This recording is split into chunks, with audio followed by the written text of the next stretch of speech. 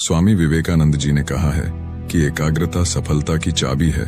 जब आप अपनी ऊर्जा को एक दिशा में लगाते हैं तब असंभव भी संभव हो जाता है।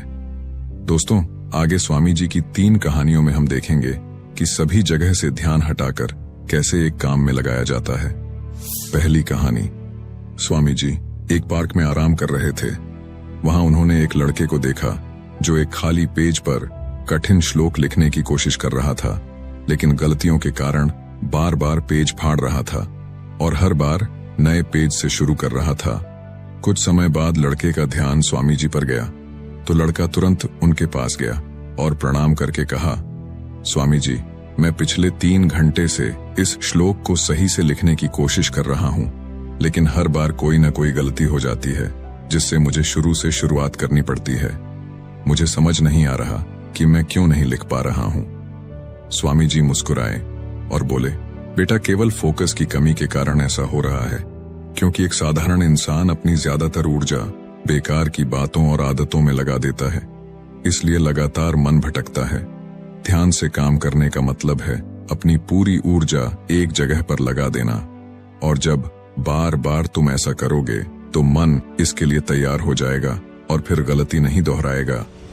लड़के ने पूछा, स्वामी जी, अगर मन बार बार भटक रहा हो तो मैं एक काम में ध्यान कैसे लगाऊं?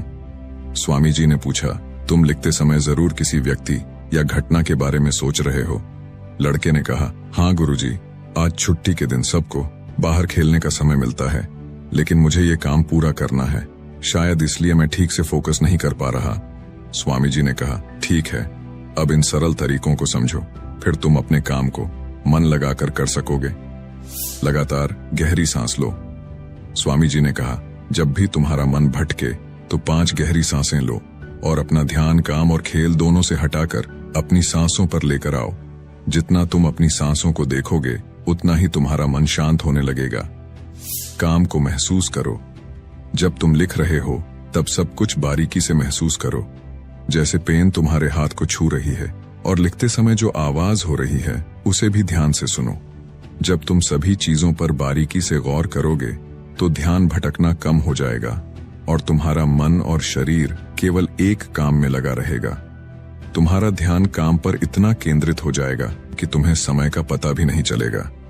जब लड़के ने स्वामी जी की बात मानी और गहरी सांसें लेते हुए फिर से लिखना शुरू किया तो उसने पाया कि अब उसकी गलतियां कम हो रही थीं और उसका काम भी जल्दी पूरा हो गया। उसने स्वामी जी को धन्यवाद कहा। इस पर स्वामी जी ने मुस्कुराते हुए कहा, याद रखो, जब मन और इंद्रियां एक काम में लग जाती हैं तो ध्यान गहरा हो जाता है और यही सच्ची सफलता है। दूसरी कहानी। एक दिन एक युवक स्वामी विवेकानंद जी के पास पहुंचा। युवक के चेहरे पर परेशानी और हताशा साफ झलक रही थी। उसने स्वामी जी से कहा कि स्वामी जी, मैं बहुत समय से परीक्षा की तैयारी कर रहा हूं। कई बार कोशिश की, लेकिन हर बार असफल हो जाता हूं। मुझे समझ नहीं आ रहा कि मुझसे कहां गलती हो रही है। स्वामी जी ने उसकी बात ध्यान से सुनी, फिर पूछा, क्या तुम सच में परीक्षा पास करना चाहते हो? युवक ने कहा, हाँ स्वामी जी, मैं बहुत मेहनत करने के लिए तैयार हूं, बस मुझे ये बता दीजिए कि मुझे क्या करना होगा। स्वामी जी उसे अपने साथ एक खाली जगह पर ले गए जहां एक पुरानी मोमबत्ती और माचिस रखी थी। उन्होंने युवक को एक मोमबत्ती दी और कहा, इस मोमबत्ती को जलाकर यहां से थोड़ी दूरी पर खड़े उस पेड़ तक ले जाओ, लेकिन ध्यान रहे कि मोमबत्ती बुझनी नहीं चाहिए। स्वामी जी यह कहकर वहां से चले गए। युवक ने माचिस से मोमबत्ती जलाई और धीरे धीरे मोमबत्ती लेकर पेड़ की ओर बढ़ने लगा। रास्ते में हल्की सी हवा चली जिससे मोमबत्ती की लौ हिलने लगी। युवक ने उसे बचाने की पूरी कोशिश की, लेकिन मोमबत्ती बुझ गई। युवक वापस आया, मोमबत्ती फिर से जलाई और फिर से चल पड़ा। युवक ने यह प्रक्रिया कई बार दोहराई, लेकिन हर बार हवा का हल्का झोंका मोमबत्ती की लौ को बुझा देता। आखिर में थका हुआ युवक हाथ में बुझी हुई मोमबत्ती पकड़े वापस चला आया और निराश होकर बोला, स्वामी जी, मैं इसमें भी असफल रहा। स्वामी जी ने युवक से मुस्कुराते हुए कहा, क्यों? तुम्हें बस मोमबत्ती जलाकर थोड़ी दूर ही तो चलना था। युवक ने धीरे से कहा, स्वामी जी, मैंने कोशिश तो की, लेकिन हवा के कारण लौ बार बार बुझ जाती।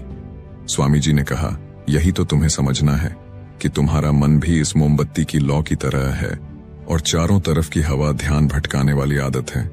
जब तक तुम इन आदतों को वश में नहीं करोगे तब तक ध्यान की लौ बुझती रहेगी।